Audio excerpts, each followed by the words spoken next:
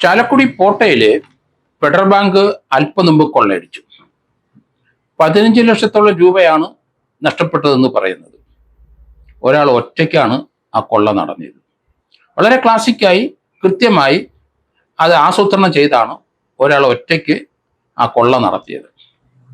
ബാങ്കിലെ 8 ജീവനക്കാർ അവിടെയുണ്ട്. ഉച്ചയായപ്പം അവര് ബ്രേക്ക് ടൈമില് 5 പേരോളം ആഹാരം കഴിക്കാൻ വെളിയിൽ പോയി. 3 പേരുണ്ടായിരുന്നു. 2 പേര് ആഹാരം അതിനകത്തു നിന്ന് കഴിച്ചു. ക്യാഷ് കൗണ്ടറിൽ ഒരു ലേഡി ഉണ്ടായിരുന്നു. ഈ സമയം ഒരാൾ ബാങ്കിൽ കയറി വന്നു. കത്തിമുനയിൽ അവരെ 2 പേരെയും ശുചിമുറിക്കുള്ളിൽ പൂട്ടിയിട്ടു. സംസാരം 1-2 വാക്കിൽ ഒതുങ്ങി. അത് ഹിന്ദിയിലായിരുന്നു എന്ന് പറയുന്നുണ്ട്.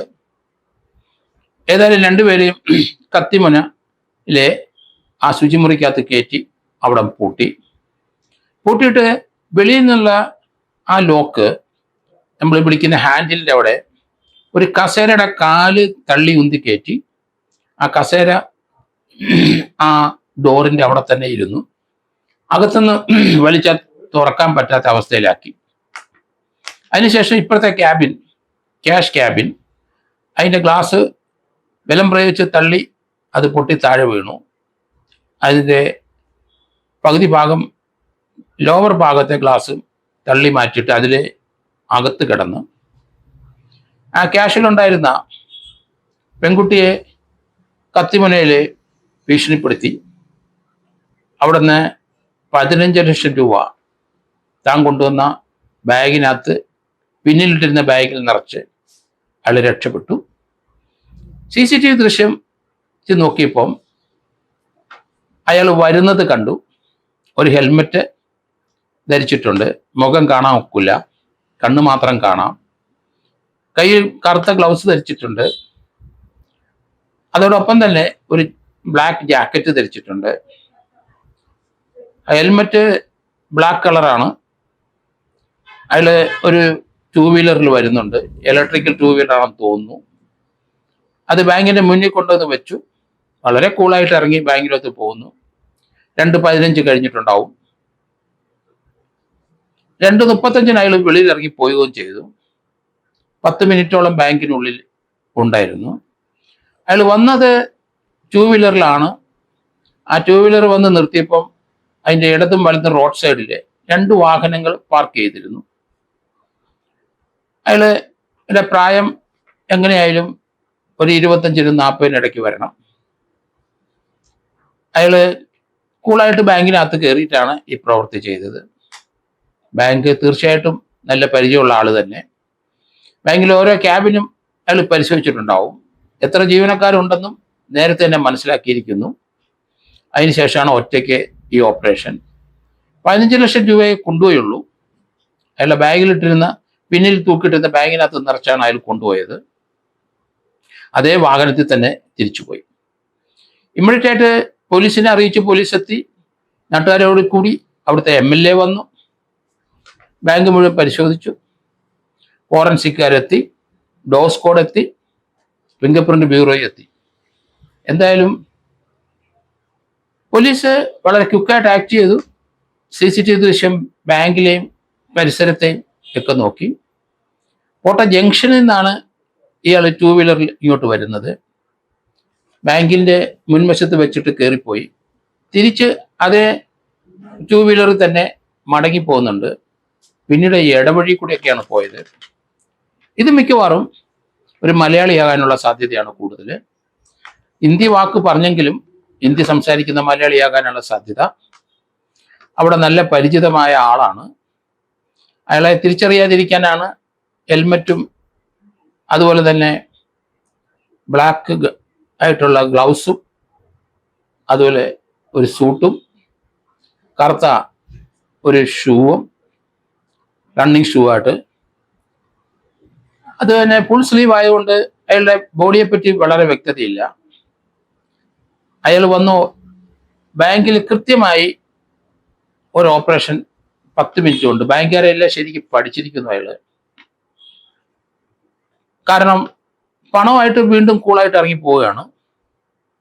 പോലീസ് CCTV ദൃശ്യത്തിൽ അവരിത്രയും കണ്ടെത്തി കഴിഞ്ഞു. അവിടെ ചാലക്കുടി റെയിൽവേ സ്റ്റേഷനിലും തൃശ്ശൂർ റെയിൽവേ സ്റ്റേഷനും എറണാകുളം റെയിൽവേ സ്റ്റേഷനൊക്കെ പോലീസ് കവർ ചെയ്ത് കഴിഞ്ഞു. ഇയാളെ ലോക്കലാകാനുള്ള സാധ്യത വളരെ കൂടുതലാണ്. മലയാളിയാകാനുള്ള സാധ്യതയും വളരെ കൂടുതലായിട്ട് എനിക്ക് തോന്നുന്നത്. അയാൾ പോകുന്ന വഴിക്ക് തന്നെ ഈ വാഹനം ഉപേക്ഷിക്കാം. ആ വാഹനം ഇയാളുടെ ആയിരിക്കത്തില്ല. അതൊരു മോഷണ വാഹനമാകാനുള്ള സാധ്യത വളരെ കൂടുതലാണ്. ഇയാൾ ഒരു ഫുൾ സ്ലീവ് ഷർട്ട് ആണ് ഇട്ടിരുന്നത്. അപ്പോൾ ഹെൽമെറ്റും ഗ്ലൗസും ജാക്കറ്റും ഒക്കെ മാറി സാധാരണ ഒരു പാൻറ് ഷർട്ട് ഇട്ട് അയാൾ പോയിരിക്കാനാണ് സാധ്യത കൂടുതൽ. അത് ബസ് കയറി പോകാം. കാരണം ഈ വാഹനം ഉപേക്ഷിച്ച ശേഷം ഓട്ടോയിൽ കയറി പോകാനുള്ള സാധ്യത വളരെ കുറവാണ്. കാരണം തിരിച്ചറിയാം, അല്ലെങ്കിൽ ഓട്ടോ വെച്ച് ലൊക്കേറ്റ് ചെയ്യും. ഓട്ടോ കയറിയാൽ എവിടെ നിന്ന് കയറി അല്ലെങ്കിൽ എവിടെ ഇറക്കി എന്നുള്ള കണ്ടെത്തും പോലീസ്. അതിന് അവസരം കൊടുക്കാതെ വേഷം ഉപേക്ഷിച്ച ശേഷം ആ പാൻറ്റും ഷർട്ടും മാത്രം ഇട്ട് ബസ് കയറി പോകാനുള്ള സാധ്യത കൂടുതലാണ്. ഇയാൾ അവിടെ തന്നെ ലോക്കലായിട്ട് വർഷങ്ങളായിട്ട് ഉള്ളയാളായിരിക്കണം. അതേസമയത്ത് മറ്റു സംസ്ഥാനത്ത് എവിടെയോ ജോലി ചെയ്യുന്ന ആളായിരിക്കണം.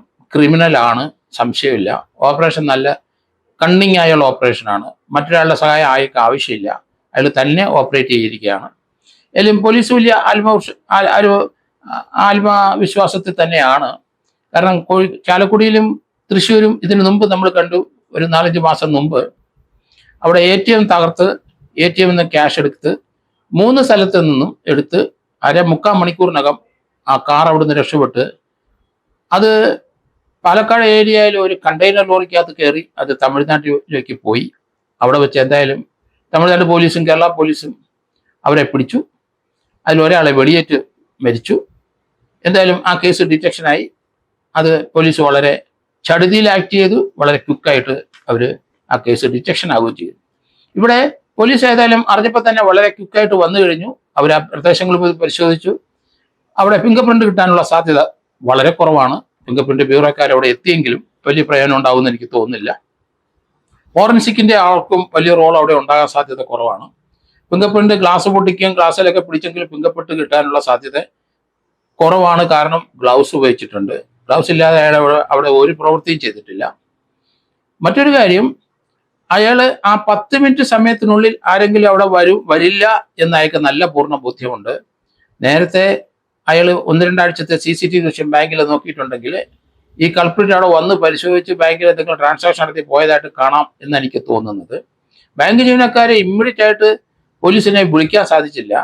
അവരെ ശുചിമുറിയിൽ ഇരുന്നവർക്ക് മൊബൈൽ കയ്യിലുണ്ടായിരുന്നെങ്കിൽ അവർക്ക് വിളിക്കായിരുന്നു. ചിലപ്പം അവരുടെ മൊബൈൽ മേശപ്പുറത്തായിരിക്കാം.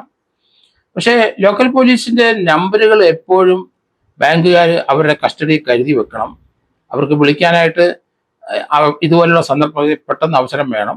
അവർക്ക് നമ്പർ അറിയത്തില്ലേ 100-ലെങ്കിൽ അവർക്ക് വിളിച്ച് ഇതിനൊരു പരിഹാരം കാണാൻ പറ്റിയേക്കും.